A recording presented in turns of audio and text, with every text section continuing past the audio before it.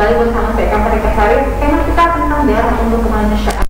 Ini penting sekali bagaimana kita kemudian merasa bahwa kita harus punya dan ambil bagian dalam menyukseskan program untuk rajin donor darah. Nah, di studio saat ini ada dari staf UPPD dari Palang Merah Indonesia Parepare, Pak Erwin Albert. Selamat datang di TV Peduli, Pak. Selamat datang. Saya agak ini panggil Bapak. Saya biasanya panggil Kakak. Bapak panggil Bapak, panggil Kakak. Kalau Kakak kan agak lebih mudah toh. Karena beliau itu adalah salah satu orang yang paling sering mendampingi saya ketika untuk donor darah. Ya. Sehat, Kak? Alhamdulillah. Baik, ini temanya menarik. Bagaimana kemudian untuk kemanusiaan dan seberapa penting kontribusi kita untuk menyukseskan program tersebut. Silakan. Pertama-tama saya ucapkan terima kasih atas undangan kepada donor darah TNI Parepare yang memberikan kesempatan dan secara langsung juga untuk mensosialisasikan donor darah ini. Jadi donor darah kita ketahui bahwa suatu kegiatan kemanusiaan yang dilakukan oleh seseorang dengan jalan menyumbangkan darahnya. Dan ini sangat penting sumbangan ini untuk kelangsungan hidup sebagian masyarakat yang membutuhkan, utamanya yang yang lagi sakit, yang butuh darah. Jadi kami harapkan dengan adanya kegiatan-kegiatan donor yang dilaksanakan oleh instansi atau orang per orang, kami sangat berterima kasih secara dengan tidak langsung bisa membantu sesama teman-teman atau masyarakat yang membutuhkan. Oke, baik. Tapi ini dulu, tidak saya sendiri sudah hampir 25 kali untuk 30 kali alhamdulillah sudah itu sejak umur saya 19 tahun ya sampai sekarang. Tidak sedikit yang saya berikan virus positif untuk ikut berdonor, apalagi untuk golongan darah yang memang agak sulit seperti darah AB.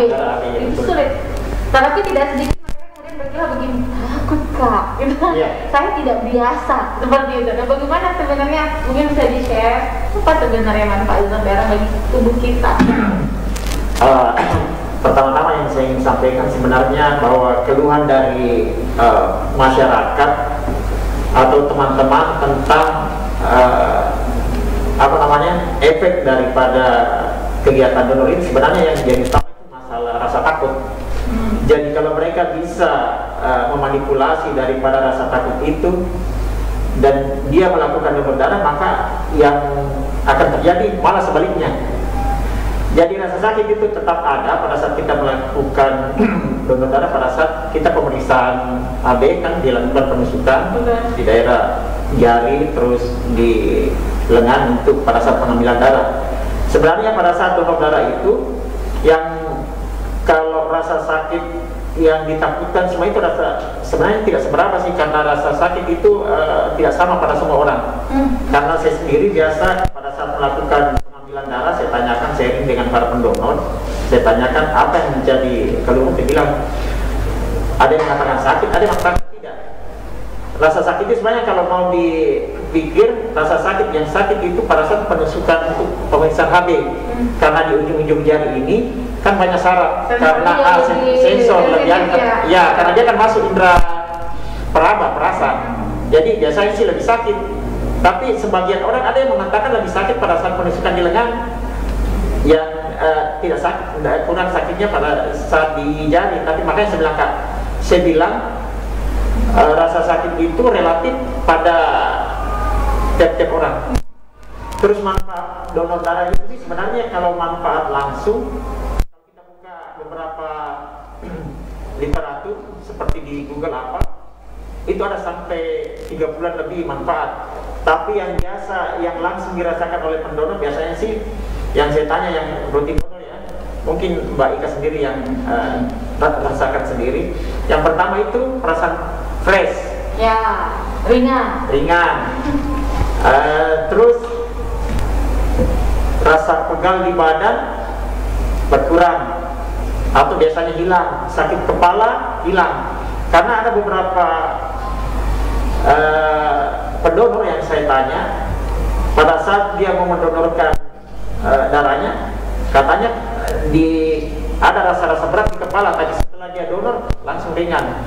Yang kedua, enak makan, enak tidur, itu yang langsung biasanya sih. Cuma kalau kita buka di Google, dikatakan di situ bahwa menurunkan berat badan, sebenarnya terbalik dengan kenyataan. Karena biasanya sih rata-rata yang banyak keluhan itu wanita, kalau dia habis donor, dia punya berat badan meningkat karena nafsu makan enak, tidur enak. Jadi yang dikatakan itu bahwa menurunkan berat badan mungkin tidak sejalan dengan kenyataan. Kalau dengan dikatakan membakar kalori, ya. Kalau kita menurunkan darah 450 mili, itu dia bisa membakar kalori 650. 450 mili sekitar berapa cc ya? 300? Sekitar 400, karena di dalam kantong kan ada pengawet. Oke. Jadi itu. Karena pernah saya tanya juga masalah manfaatnya, banyak yang mengatakan kalau tidak donor rasanya kayak berat di badan. Jadi sebenarnya kalau untuk menurunkan berat badan mungkin kalimatnya harus diperbaiki, tapi lebih kepada pasti akan bagus karena kualitas darah yang bagus, lebih sehat, jadi begitu ya. Tapi ini penting karena sedikit pengalaman juga buat saya pribadi. Ini harus diwaspadai buat yang pendonor rutin. Iya. Betul. Karena saya kan menurutin, jadi setiap 3 bulan itu saya donor. Tapi ternyata kita juga sebagai pendonor rutin harus tahu kondisi kita saat itu seperti apa. Betul. Karena emang kalau saya pribadi saya sampai maksa, donor ambil nih, kadang jangan Bu, tapi karena kita sudah merasa ini jadi ya mohon pencerahan karena ini. Iya, makanya begini biasanya sih makanya pada saat pengisian info consent diperlukan kejujuran. Biasanya kan ada pendonor dia menyembunyikan sesuatu yang harusnya kalau kita ketahui dia tak bisa donor malah dia sembunyi. Padahal sebenarnya itu berdampak pada dirinya sendiri pada saat dia pengambilan. Kadang ada yang memaksa karena mungkin karena dia sudah rutin harus diambil. Tapi sekarang kemarin itu kan di sistem kita anut yang 2,5 bulan. Sekarang bisa 2 bulan karena 8 minggu itu darah yang kita keluarkan bisa sudah terganti. Dengan catatan dia tidak sakit selama 2 bulan itu. 2 bulan jadi 8 minggu itu bisa diambil. Selama tidak sakit ya? Selama tidak sakit. Baik, tapi kemudian seperti ini jauh lebih daripada berdampak kepada donor. Ini sebenarnya bagaimana kita peduli terhadap orang lain, karena ini sebuah tindakan kemanusiaan. Kalau kita menyumbang ke satu orang, mungkin kita tahu orangnya siapa. Tapi kalau kita mendonor darah, kita tidak tahu darah kita akan kemana. Tapi saya ingin tanya ini, bagaimana sebenarnya meskipun sejak COVID otomatis ada bisa dibilang ada turun kurvanya. Produksi menurun. Tapi setelah ini normal, apakah sudah agak sedikit membaik orang untuk berbondong-bondong donor darah lagi? Ya, awal-awalnya pada saat COVID memang sangat terasa. Jadi kan pada saat itu pembatasan berskala yang membuat kita untuk pergerakan terbatasi, dilarang mengumpulkan orang, dilarang berkumpul. Tapi setelah adanya new normal ini sedikit ada perubahan, tapi tidak terlalu signifikan. Jadi yang kami butuh sebenarnya sekarang orang per orang saja, karena di instansi kan dia dibatasi untuk berkumpul. Dan memang itu salah satu kendala kami pada saat untuk pemenuhan kebutuhan darah ini pada saat COVID ini. Di satu sisi masyarakat dilarang berkumpul, di sisi lain ada masyarakat yang membutuhkan. Jadi makanya kami menghimbau peran serta daripada seluruh masyarakat yang umurnya sudah mampu untuk melakukan kegiatan donor, ya disarankan supaya datang ke kantor di sini di Jalan Jenderal Sudirman di belakang gedung DPR untuk melakukan donor darah. Kalau kita mengharap daripada instansi kayaknya agak sulit juga. Di sisi lain mereka dibatasi, kemudian pada saat melakukan kerja itu kan kadang di rolling mereka. Ada juga yang kerja dari rumah, makanya biasanya mereka tidak bisa melaksanakan kegiatan donor itu. Oke. Nah, ini pertanyaan mungkin pertanyaan pemirsa di rumah ini kan bagaimana itu katanya orang yang butuh transfusi darah dibeli katanya. Jadi sebenarnya apa mekanisme yang perlu dilakukan sebenarnya? Sampai kalau saya sih tidak dibeli ya. Nah, bagaimana ini langsung dari sumber yang silakan? Iya, pertanyaan yang bagus sekali dan memang berkembang di masyarakat bahwa pada saat kita mendonor itu darah yang kita donorkan dijual. Iya. Kalau sebenarnya sih tidak, artinya secara kasat mata mungkin mereka mengatakan dijual, tapi setelah kita jelaskan apa-apa aja yang mereka bayar itu, baru mereka mengerti. Sebenarnya dia tidak dijual begini. Pada saat darah yang masuk itu, kita kan butuh pemeriksaan. Pertama, pemeriksaan penyakit. Yang kedua, bahan kimia yang habis pakai. Itu pun sebenarnya bukan dibeli. Itu namanya biaya penggantian pengolahan darah. Karena darah sebelum ditransfusikan ke pasien itu harus diproses dulu. Pertama ada namanya uji saring. Uji saring itu ada 4 macam penyakit yang diperiksa: hepatitis B, hepatitis C, sifilis, dan HIV. Kemudian setelah diperiksa aman, ada namanya cross matching, uji silang. Uji silang ini darah pasien dengan darah pendonor dicocokkan, karena walaupun sama golongan darah kadang tidak bisa cocok. Terus listrik, air, tenaga, itu semua yang mereka bayar. Bahkan kalau pendonor sendiri yang mau memenuhi semua, mungkin agak lebih mahal lagi, karena dia harus beli kantongan, beli pemeriksaan penyakit. Dan kantongnya beli di mana? Itulah lebih mahal lagi kalau mereka yang dia mau adakan. Menyediakan sendiri. Jadi pada prinsipnya tidak diperjualbelikan, tapi ada sebenarnya mekanisme karena memang harus diperiksa. Iya. Ini darah O dengan darah O saja seperti kemarin, dan sama-sama darah O tidak cocok. Iya. Jadi ini perlu memang, dan alat ini bukan main ya. perlu anggaran besar gitu untuk memang mendapatkan kualitas darah yang kita butuhkan. Kita jeda dulu Pak Erik, saudara, jangan kemana-mana, karena saya akan segera kembali saja.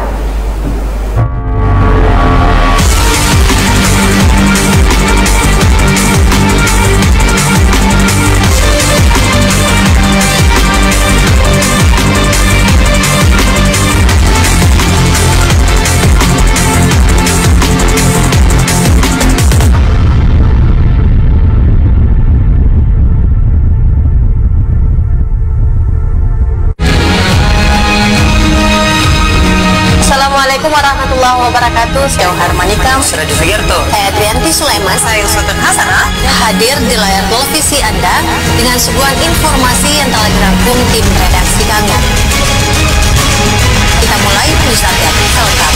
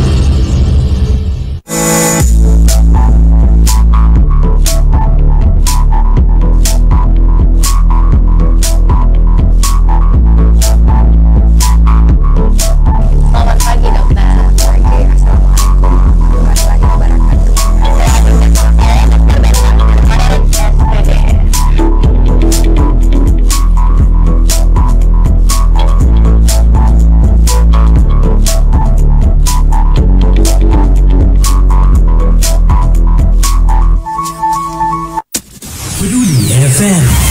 Silakan. Mari kenalan lebih dekat dengan kami. Klik tombol like di Facebook fanpage Radio Peduli 96,9 FM dan live streaming di rpp.pareparekota.go.id atau dengarkan kita juga melalui aplikasi Radio. Download aplikasinya di Play Store secara gratis. On your radio, on your mobile, and online. Your number one hit music station. 96.9 Radio Peduli FM.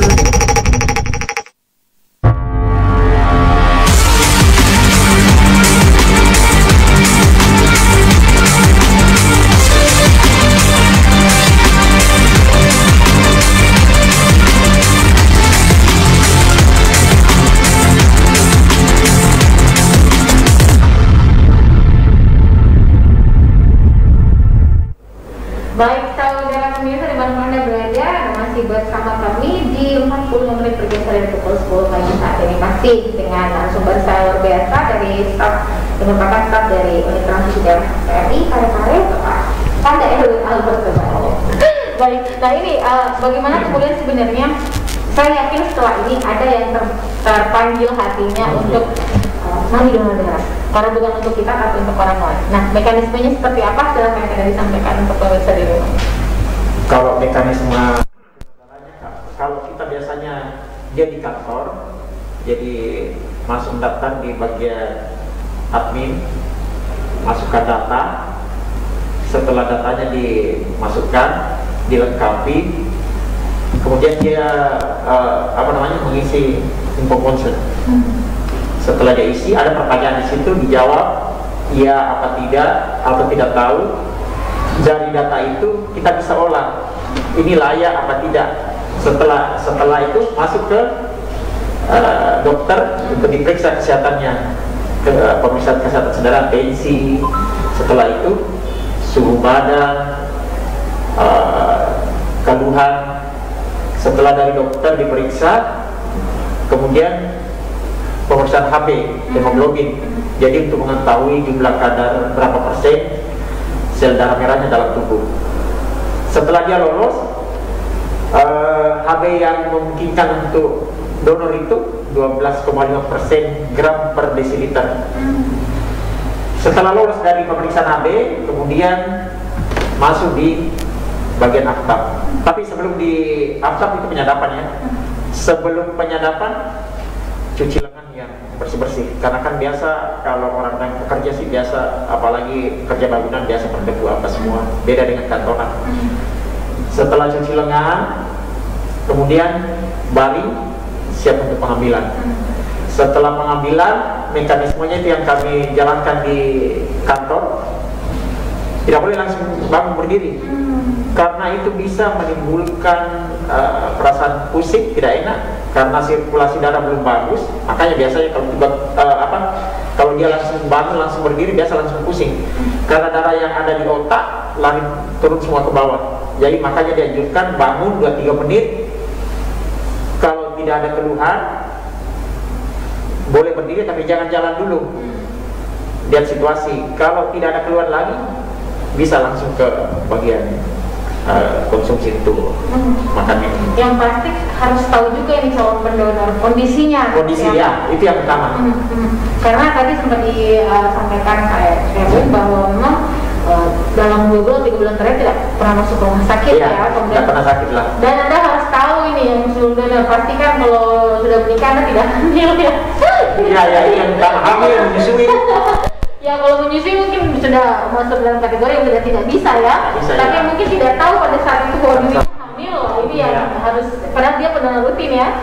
Tapi harus tahu dia hamil apa tidak gitu sebelum mendonor. Dan setelah itu tadi mekanisme operasi dan mendonor. Nah setelah kita donor darah, kan pasti kita dapat suplemen ya, suplemen atau apa. Seperti dikatakan efek samping setelah pasca donor, kemudian bagaimana mengembalikan kondisi tubuh ini. Nah itu ya.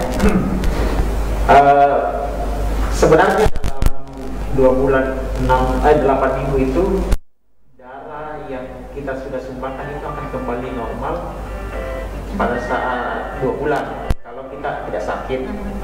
Terus jadi biasanya sih, tapi tidak semua pendonor. Pertama nyeri pada daerah penusukan biasa membiru. Saya biasa membiru. Tapi itu sih sebenarnya bisa. Paling 2-3 hari lah. Ya hilang. Dia bisa hilang dengan berjalan di kompres yang hangat. Kompres air hangat. Iya, sekali orang biasa merasakan itu. Ya. Kemudian pusing.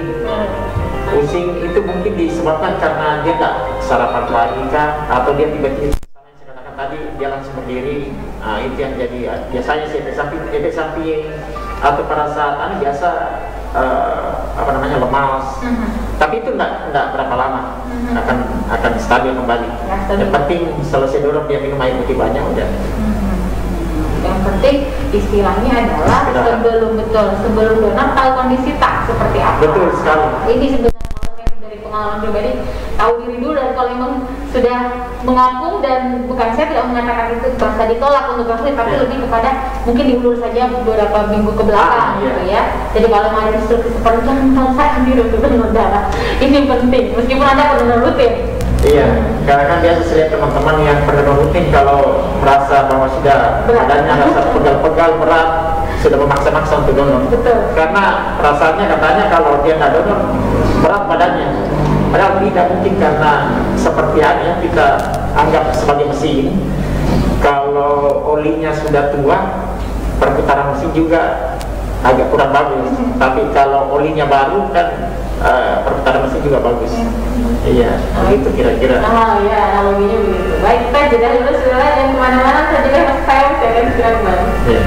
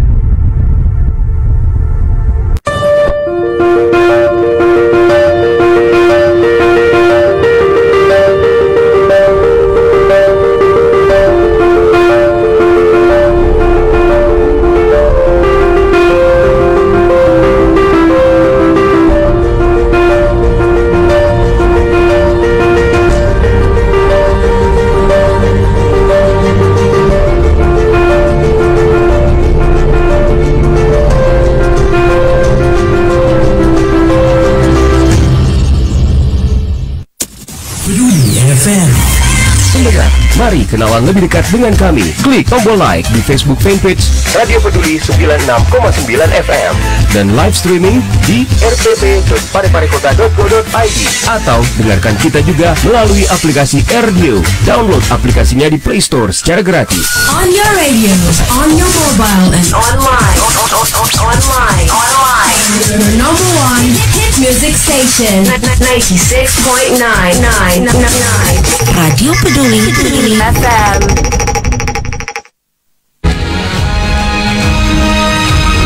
Assalamualaikum warahmatullahi wabarakatuh. Saya Harmanika, saya Sugiarto, saya Trianti Sulaiman, saya Sultan Hasanah, hadir di layar televisi Anda dengan sebuah informasi yang telah dirangkum tim redaksi kami.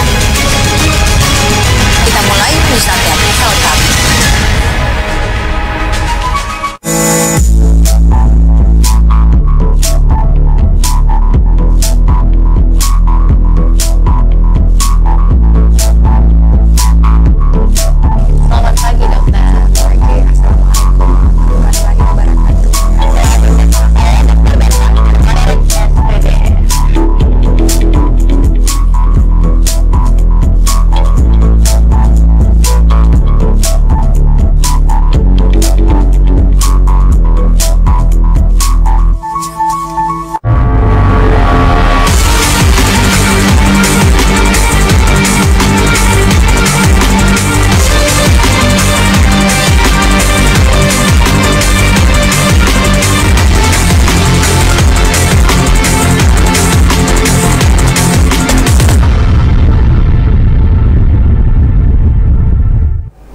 Baik saudara, masih bersama kami, tema menarik seputar darah untuk kemanusiaan. Terakhir mungkin Kanda Erwin Naumet dari Unit Transfusi Darah PM Parepare, bagaimana kemudian kita menyampaikan dan mengajak kepada pemirsa di rumah untuk merasa ikut ambil bagian dalam berpartisipasi biasa ini, karena ini kalau mungkin kita membeli dengan harta, bahkan air bisa dibayar dengan air, tapi darah siapa membayar dengan darah gitu. Ini agak-agak sulit gitu. Nah, silakan kan ya. Iya. Terima kasih. Saya mungkin menghimbau kepada seluruh masyarakat dan handetola agar tergerak hatinya yang cukup umur 17 tahun ke atas untuk melakukan kegiatan donor darah. Karena kita ketahui bersama bahwa donor darah itu sangat bermanfaat untuk kesehatan kita. Dan kedua, kita sangat membantu orang-orang yang sangat membutuhkan. Karena darah tidak bisa diproduksi dengan jalan mesin. Nah, itu yang salah satu makanya salah satu masalah. Andaikan darah itu bisa diproduksi mesin, tidak ada kegiatan donor lagi. Tapi komponen darah itu susah untuk diproduksi dengan mesin, makanya dibutuhkan uluran tangan masyarakat membantu sesamanya dengan jalan menyumbangkan darahnya. Dan kalau bisa tidak mampu untuk per 3 bulan atau tidak mampu per 2 bulan, 3 bulan bisa, 2 bulan setengah bisa. Yang penting cukup umur, sehat, berat badan mencukupi 45 ke atas, bisa untuk melaksanakan kegiatan donor.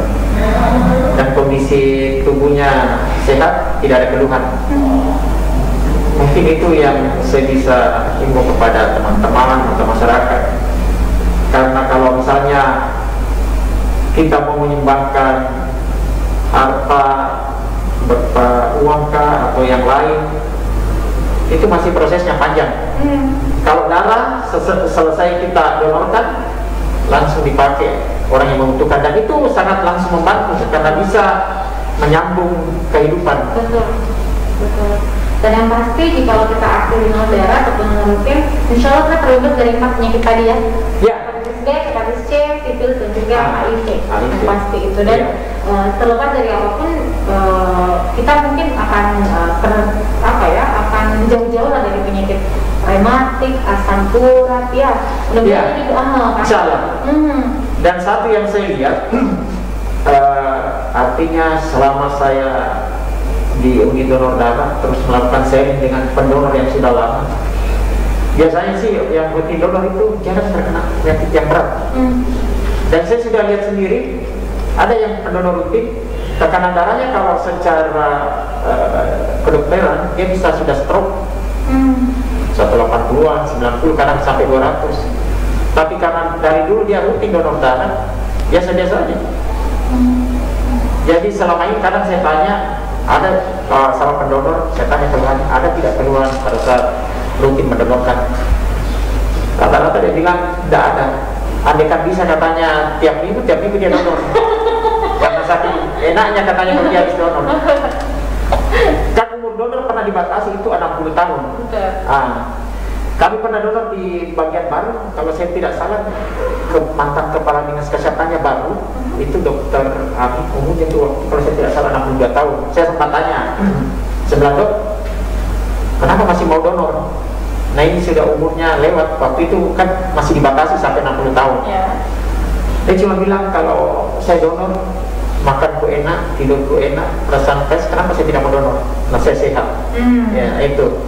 Tapi sekarang kan ada pembatasan umur. Cuma kalau dia sudah 50-an ke atas, 55 ke atas, dia dibatasi biasanya sampai misalnya 3 bulan. Karena kita polemik biasa bisa 6 bulan sekali, karena kita tahu kalau sudah tua produksi darah juga tidak secepat pada saat kita muda. Itu. Tapi yang pasti apapun itu memang kita saya pun merasakan itu bahwa bagian rutin menyumbangkan darah, saya kira kita tidak pernah tahu yang namanya musibah kan itu. Dan itu Tuhan bekerja. Saya yakin teman-teman rutin itu ya akan ketika ada di keluarga atau apa membutuhkan darah, itu Allah bekerja, Tuhan bekerja dengan cara yang lain dan tidak susah loh dapat darahnya. Malah orang yang berkejar-kejaran menyumbang darah tapi sudah cukup darah. Makanya pada prinsipnya kan kapan kita menyumbang dengan ikhlas. Misalnya kita tidak sangka-sangka pada saat kita butuh juga. Betul. Bantuan itu datang dari mana? Betul. Justru yang kita harapkan, yang kita sediakan malah tidak terakomodir. Justru orang yang tidak kita duga, justru itu yang ada. Iya benar. Dan mudah-mudahan kita semuanya tergerak hatinya untuk melakukan donor darah dengan catatan tadi seperti bilang Kak Daeng bahwa pastikan badan kita betul-betul fit, betul-betul sehat sebelum donor darah. Jangan sampai setelah donor darah sebulan kemudian Anda yang ditransfusi. Seperti beliau ini. Oke, baik. Terima kasih Kanda. Salam buat Ibu Dr. Linda yang mungkin dengan senang hati kita tidak sempat bergabung bersama kita. Terima kasih juga yang ikut nganter saya yang selalu menawarkan senyumnya setiap kita datang ke kantor PMI ya. Yang jelas harus datang pemirsa. Dan saya tuh ngejar-ngejar kalau di PMI lagi keluar, saya akan menuju ke tempat di mana. Bukan Pak Ika saja, Pak Ika sebenarnya kadang dia paksa. Saya saja ini sebenarnya sudah pengen sekali donor, tapi dokter anjurkan tunggu 6 bulan. Tapi kalau menurut Permenkes 1 bulan itu kalau tidak ada keluhan bisa. Tapi untuk antisipasi jangan sampai. Kan biasanya kalau kita sudah vaksin biasa positif sih hasilnya. Itu bagusnya, cuma dokter mungkin perkirakan jangan sampai. Itu vaksin apa? Hepatitis. Oh, ya. Jadi tunggu 6 bulan baru bisa donor. Oh, oke, baik. Nah, untuk pertanyaan mungkin masih ragu-ragu, boleh langsung datang ke sana untuk mendapatkan informasi lebih lanjut. Mungkin ada hotline yang bisa dihubungi atau via WhatsApp untuk koordinasi? Nanti sama P2D2 koordinasi ke sana. Oke, baik. Dan saya pengen ucapkan terima kasih karena setiap tahun pasti dapat ucapan ulang tahun dari PMI. Itu rutin loh dikirimkan buat kita. Terima kasih bentuk apresiasi. Sudah sampai di sini bersama kita dengan tema menarik seputar darah untuk kemanusiaan. Ayo bersama-sama kita ke PMI menyumbangkan darah kita dengan tetap menerapkan protokol kesehatan ya. Karena ini penting juga dan pastinya di PMI juga sangat ketat dalam melakukan protokol pencegahan atau memata rantai COVID-19. Ya kami terima kasih Kanda. Terima kasih teman-teman di PMI. Salam hangat dari kami. Selamat bekerja. Assalamualaikum warahmatullahi wabarakatuh dan sampai jumpa.